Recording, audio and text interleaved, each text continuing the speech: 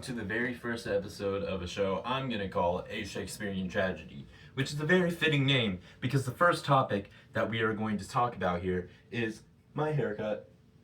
I'm probably going to put in some reference photos of like what I started as before and what I have after, because this is a brand new channel. Some of you might not have seen me.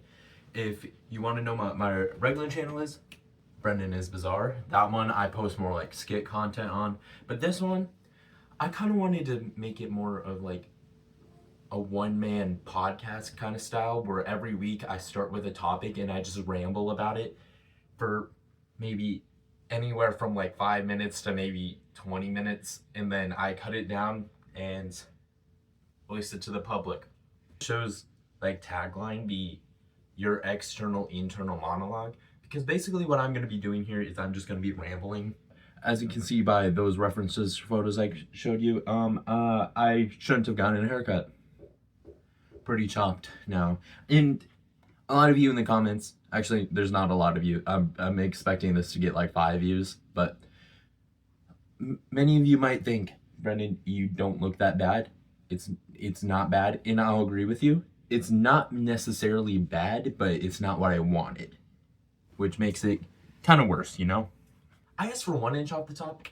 That was at least 2.5, maybe even 3 inches off the top. And I know they gotta like shape it so it blends well, because I asked for like a kind of a modern mullet, and I know I gotta let it grow out. I was expecting that, but not this much, because school pictures are in 2 months, and I'm hoping it'll kind of be back to normal by then, but no promises. I'm not necessarily blaming my barber. She's a very nice person. She knows how to talk to her customers. I kind of appreciate that, but in some ways I don't, you know? Because sometimes it's when there's a dwindle, you feel like you have to come up with something, even though she's cutting your hair. And you don't want to like distract them from it, because you don't want to end up with like a reverse mohawk. Has this ever happened to you where like dentists as well, they'll come up to you and they'll try to talk to you while they're actively having their hands in your mouth? Whatever happened to that? I don't mean whatever happened to that, because that still happens to me like almost every single time.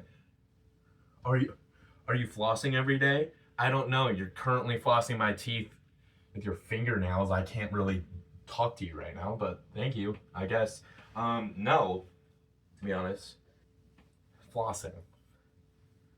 Raise your hand in the currently raise. I don't care where you are. Raise your hand if you currently floss. Yeah, that's what I thought. I don't know how many of you raise your hand, but flossing is kind of a weird thing too. Like, I get that it's supposed to be a lot healthier, but the amount of people I know who don't do it and they have perfectly pearly white teeth makes me kind of think that the whole thing is kind of just a scam that the dentist industry is trying to perpetuate on us. Like, how much do you think in revenue that flossing brings in per year? I would say a pretty decent amount, because you have to pay for the string, and with tariffs now, I'm not going to get into politics, but that's got to be a whole other can of worms, or a can of floss. Might be a can of floss. Do flosses come in cans? Yeah, they, instead of those little containers, they should actually come in cans. That way you can buy like more at a time. Like, you can buy a whole year's worth in like one of those little Campbell's cans. I think that would work better. You want to know what my haircut makes me feel like?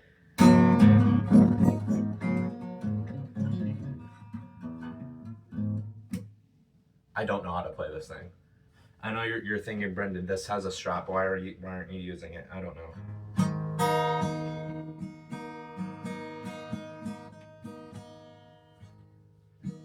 Any guitar player in the comments will probably be like, what the heck did he just do? I got that so many months ago, and I barely know how to play a single chord on that.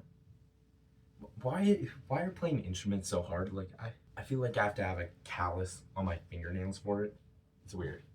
Sorry for derailing this, but like, that's kind of what the whole point of this show is about. I'm supposed to derail it and then rile it back, bring it back like a fisherman. I derail it more than your mom gets railed. Anyway, back to haircuts. I don't think I've gotten a single haircut in my entire life that I've actually liked. That's why I decided that I was gonna wait like 5.5 months. I think I waited before I got this one.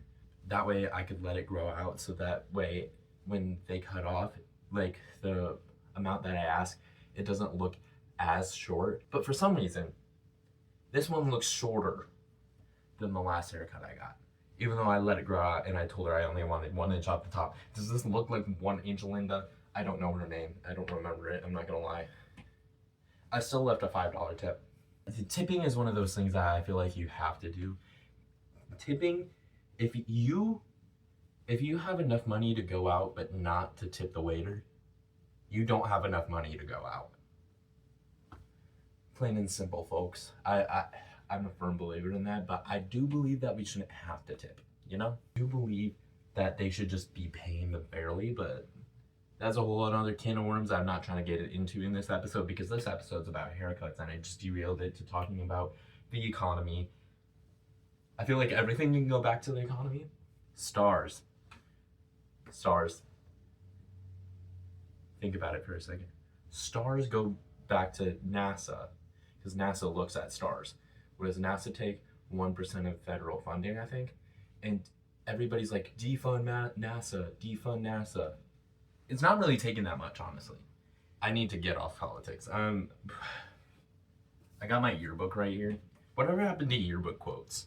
Like, I don't know about all of everybody else's school. I heard that only a select amount of people actually get yearbook quotes. What's up with that?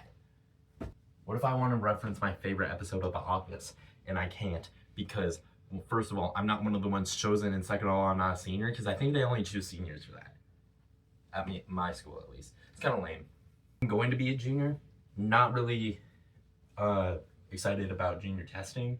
I think junior testing is one of those things that just shouldn't exist. Because we already did all the map testing in middle school and elementary school. Then we stopped for 2 years. Why? Why not just stop for the rest of the time? I feel like I've proven myself with the map test. But no, you gotta take the SAT. Why? ACT. I don't even know what those mean. Why aren't the SAT and the ACT, why don't they pronounce the ACT in the SAT test? Why do we, it's a perfect acronym. It's a perfect acronym. Why? Everybody's like, no, I gotta go take the ACT. But when I say I gotta go take my ACT test, everybody looks at me like I'm a freaking weirdo. I think that's gonna conclude this episode of just me rambling, basically, about my haircut until I keep getting off topic again. But that's kind of how I roll. That's how I roll in this. That's how I roll in the ballet. If you know me, you know that reference. But anyway, see you next time. I don't know when that next episode's gonna come out, but also check out my main channel. Brendan is Bizarre.